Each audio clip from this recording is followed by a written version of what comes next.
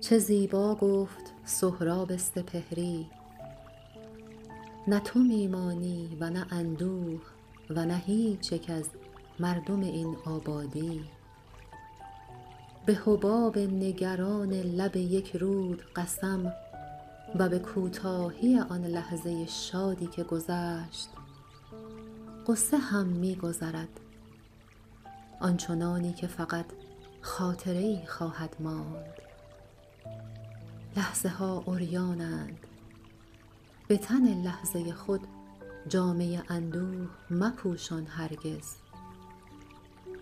زندگی ذره کاهی است که کوهش کردیم، زندگی نام نکویی است که خارش کردیم. زندگی نیست به جز نم نم باران بهار، زندگی نیست به جز